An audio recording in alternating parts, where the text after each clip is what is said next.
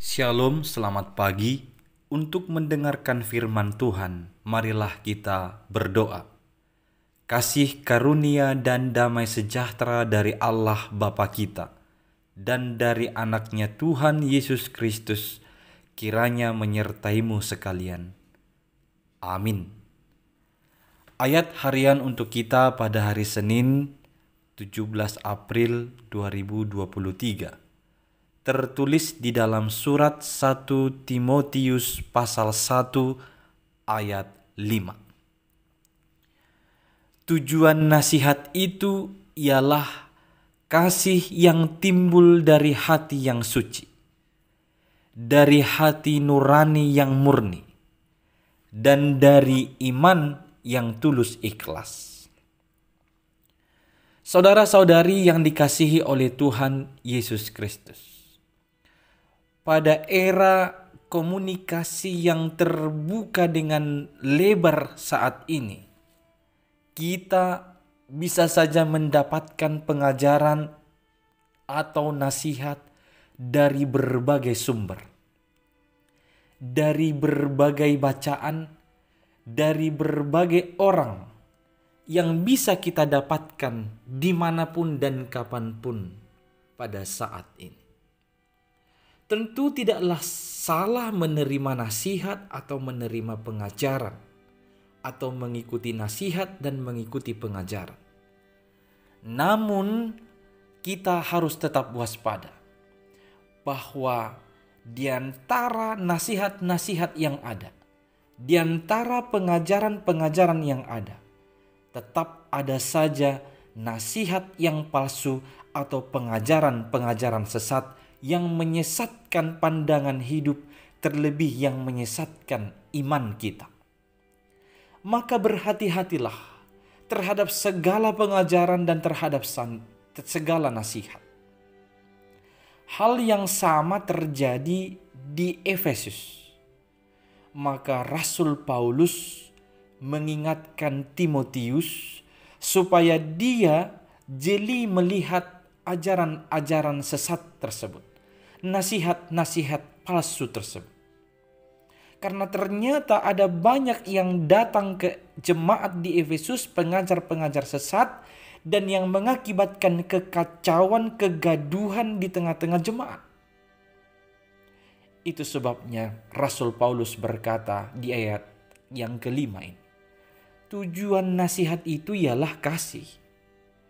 Maka segala pengajaran yang benar, segala nasihat yang benar, tujuannya adalah kasih.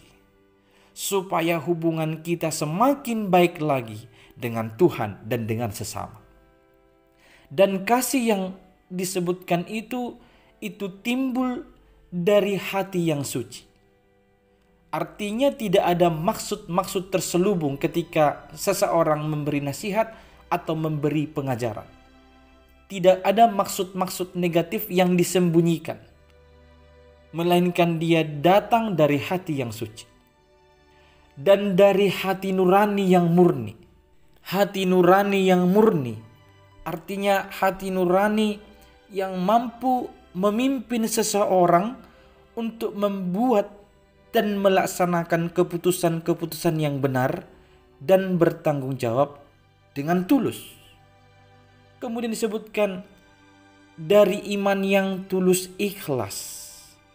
Ini berarti kepercayaan dan keyakinan kepada Allah di dalam Yesus Kristus yang tidak dicemari oleh kepura-puraan atau kemunafikan manusia. Itulah nasihat yang benar. Itulah pengajaran yang benar. Maka untuk men-screening apakah nasihat itu benar, apakah pengajaran itu benar, perhatikanlah. Apakah nasihat tersebut didasari oleh hati yang suci, hati nurani yang murni, dan dari iman yang tulus ikhlas. Jikalau ketiga kriteria ini sudah ada di dalamnya, pastilah nasihat itu akan menimbulkan kasih, akan mengakibatkan kasih atau relasi yang baik antara manusia dengan sesamanya terlebih kepada Tuhan.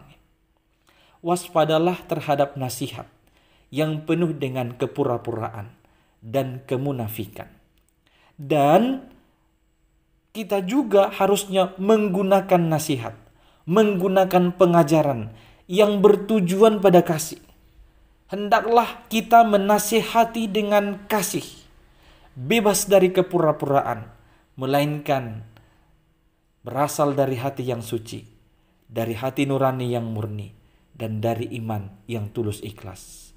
Sehingga nasihat yang kita sampaikan, pengajaran yang kita sampaikan dapat mengakibatkan kehidupan yang penuh kasih di antara orang yang menerima nasihat itu dan di antara orang yang menghidupi pengajaran itu.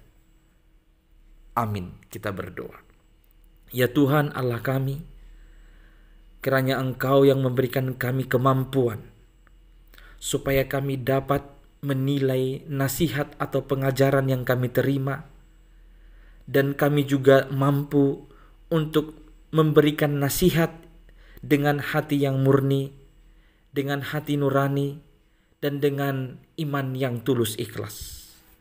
Tolonglah kami ya Tuhan, supaya kami menasihati dengan kasih, bebas dari kepura-puraan dan kemunafikan. Dalam Kristus Yesus kami berdoa. Amin.